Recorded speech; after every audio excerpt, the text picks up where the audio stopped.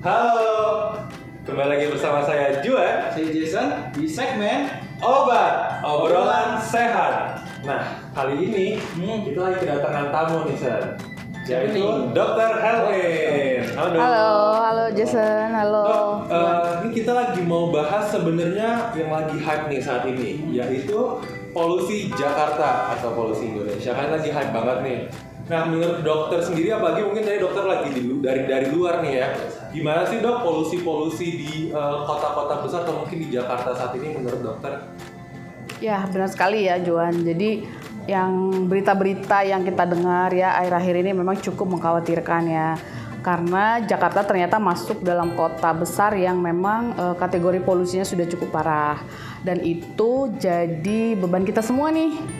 Mungkin kita ada kontribusi tuh di dalam menambah polusi itu gitu ya. Mungkin ya menggunakan kendaraan pribadi dan lain-lain. Rumah tangga pun bisa menghasilkan polusi juga ya seperti itu. Nah dok, tapi kan kalau polusi udara nih erat nih dok kaitannya sama penyakit-penyakit mungkin di saluran pernafasan nih. Salah satunya juga mungkin yang lagi naik banget nih ISPA nih, atau infeksi saluran pernafasan akut ya. Nah mungkin aku sebenarnya belum clear sih dok, sebenarnya ISPA itu apa sih? Mungkin dokter bisa menjelaskan lebih detail nggak ya sebenarnya ISPA ini apa sih dok?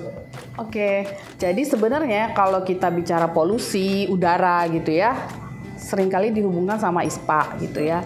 Sebenarnya tidak ada hubungan yang langsung gitu ya. Jadi kalau ada polusi udara langsung ISPA, nggak langsung. Mungkin faktor-faktor dari polusi itu sendiri yang menyebabkan saluran pernapasan kita menjadi melemah, akhirnya gampang terkena infeksi gitu ya. Nah, ISPA sendiri tadi udah disebut ya sama Juan gitu ya. Infeksi saluran pernapasan akut gitu ya. Berarti terjadinya memang akut, mendadak seperti itu.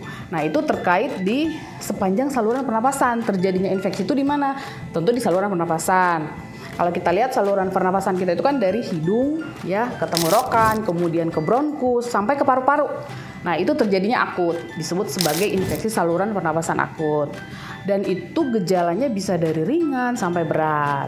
Mungkin pernah dengar laringitis gitu ya, faringitis. Nah, itu termasuk bagian daripada ISPA itu sendiri. Berarti polutan-polutan itu yang menyebabkan daya tahan atau saluran pernafasan kita menjadi lemah dan akhirnya gampang terinfeksi gitu ya. Betul. Oke. Mau nanya nih dok, kalau ISPA itu bisa mempengaruhi organ tubuh lain nggak sih dok?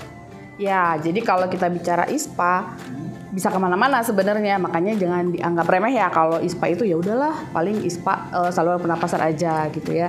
Tapi kalau misalnya ISPA-nya nggak segera diatasi bisa kemana-mana nih gitu ya. Nah kalau misalnya kita pernah ISPA kan ya, Jason pernah? Pastilah ya. Karena sejak anak-anak itu biasanya 6 kali dalam satu bisa ISPA gitu ya. Paling sering itu pada anak-anak gitu ya. Jadi kita udah ngerasain kalau lagi ISPA itu rasanya seperti apa gitu. Dan kalau nggak diobati bisa kena ke saluran kardiovaskuler juga. Kardiovaskular. Kardio itu apa? Jantung, pembuluh darah gitu ya. Betul. Karena nanti akan ada kalau misalnya infeksinya sampai ke arah peredaran darah, itu akan mengganggu jantung dan pembuluh darah juga gitu ya. Itu juga akan sangat berbahaya gitu ya. Selain itu kemana lagi? Nah, ke saraf gitu ya. Gak heran zaman dulu tuh anak-anak sering kali ISPA, awalnya ISPA tapi ujung-ujungnya jadi meningitis gitu ya. Karena virusnya masuk sampai ke persarafannya seperti itu. Jadi makanya dianjurkan kalau ISPA jangan dianggap remeh loh gitu ya. Harus segera diobati ya. Terutama simptomnya dulu nih diatasi dulu seperti itu. Berarti tadi dari ISPA, infeksi virus atau bakterinya bisa beredar sampai ke kardiovaskular yang pertama, terus yang kedua ke saraf ya. Betul, mempengaruhi juga secara langsung maupun tidak langsung. Oke. Nah dok, aku jadi penasaran nih tadi mendengar penjelasan dari dokter terkait ISPA. Kan ISPA bisa mengganggu organ-organ lain ya, salah satunya mungkin kardiovaskular. Betul. Nah, kira-kira nih dok, penyakit apa sih yang bisa ditimbulkan dari ISPA nih? Mungkin di kardiovaskular tuh mekanismenya tuh seperti apa nih pengganggu dari ISPA itu? Mungkin bisa di-spill atau dijelaskan lebih lanjut dok? Ya, jadi seperti tadi disebut ya, jadi orang yang mengalami ISPA gitu ya akan mengalami gejala-gejala misalnya demam, batuk, kemudian pilek, terus ada bengkak gitu ya, ada bersin-bersin juga gitu ya, dan itu sangat mengganggu gitu ya. Kadang-kadang itu membutuhkan kerja lebih dari jantung, akhirnya jantungnya harus bekerja lebih keras lagi gitu ya, mengalirkan makanan ataupun obat ke arah area-area yang terinfeksi tersebut. Dengan kerja keras dari jantung tersebut, akhirnya jantungnya bisa bekerja lebih kuat, terjadinya hipertensi. Atau orang-orang yang memang awalnya udah hipertensi bisa jadi makin berat. Jadi pada orang yang udah hipertensi nih, terus mengalami ISPA harus lebih hati-hati tuh, lebih cepat mengobati lebih baik. Seperti itu. Itu di bagian jantungnya nih. Tapi kalau kita lihat juga, ISPA itu juga seringkali menimbulkan banyak terjadi reaksi inflamasi atau peradangan gitu ya. Peradangan yang terjadi di sepanjang saluran pernapasan itu juga akan menyebabkan menimbulnya tuh sel-sel peradangan itu di pembuluh darahnya. Nah itu kalau terjadi lama, pengerasan tuh di pembuluh darah, ujung-ujungnya apa? Ujung-ujungnya hipertensi juga, gangguan pembuluh darah, bisa koroner dan seterusnya. Oke, baik. Berarti dari ISPA ini secara kardio ini bisa pertama itu bisa memperberat kerja jantung ya dok. Betul. Terus yang kedua mungkin secara vaskular atau inflamasinya itu bisa memperkeras pembuluh tadi apa dok? Sel-sel peradangannya, ya, betul. Radang dan akhirnya mungkin Pengerasan pada pembuluh darah, atau betul. darah tinggi ya. Oke, baik. Thank you dok. Jadi mengerti ya kita ya. Banyak banget nih insight dari Banyak dokter ya. banget ya insight. Oke nih, setelah ngobrol-ngobrol, pengen tahu nih insight yang didapat oleh Juan maupun Jason. Boleh. Oke, Gimana? boleh dong aku nanya ya. Boleh. Gantian ya. Gantian. Oke, pertama sama Jason dulu nih. Apa tuh dok? Oke, tadi kan ISPA tuh terjadi di sepanjang saluran pernapasan. Sebutkan organ-organ yang mungkin bisa kena tuh pada saat ISPA. Dari yang paling luar dulu ya dok ya. Gak tahu. Dari hidung. Oke. Pertama hidung, tenggorokan, Oke. bronkus, Oke. terus ke paru-paru akhirnya. Bener gak? Benar. Ih, keren. Oke.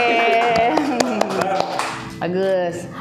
Oke, sekarang Juan nih. Oke, gimana dok? Agak susah ya. Iya. Kasih yang susah ya. Oke. Apa sih hubungan antara polusi udara yang sekarang lagi di happening ya, dibicarakan di mana-mana gitu ya, dengan ISPA? Hubungan polusi dengan ISPA ya. Makanya kalau polusi itu pasti penyebabnya itu polutan berbahaya ya dok. Dimana polutan berbahaya itu di dalamnya ada zat-zat berbahaya yang memperburuk kesehatan. Nanti polutan-polutan berbahaya tersebut akan merusak lapisan-lapisan pertahanan dari pernafasan kita dok. Salah satunya mukus mungkin ya. Dimana nanti mukusnya menjadi rusak dan infeksi dari virus atau bakteri atau mungkin jamur ya nanti bakal mudah untuk masuk dan menginfeksi saluran pernapasan kita. Kurang lebih seperti itu. Yang dokter siapa sih? Gimana Jason, bener nggak? Bener banget dok. Wih, oke. Mantap. Tepuk tangan. Thank you ya, berarti nyimak nih dua-duanya. Terima Oke. kasih loh. Oke, Terima kasih ya. Kita yang sangat makasih ya udah dapat insight macam-macam dari dokter terkait ISPA dan polusi Jakarta ya. Oke, kalau gitu itu aja ya dari kami dok. Terima kasih banyak. Sekian obrolan sehat kali ini. Jangan lupa di like, comment, dan subscribe. Dan juga nyalain lonceng notifikasinya biar kalian bisa tahu notifikasi terbaru yang ada di YouTube kita. Juga kita pamit undur diri ya. Saya Jason. Saya Juan. See ya. Semakin paham.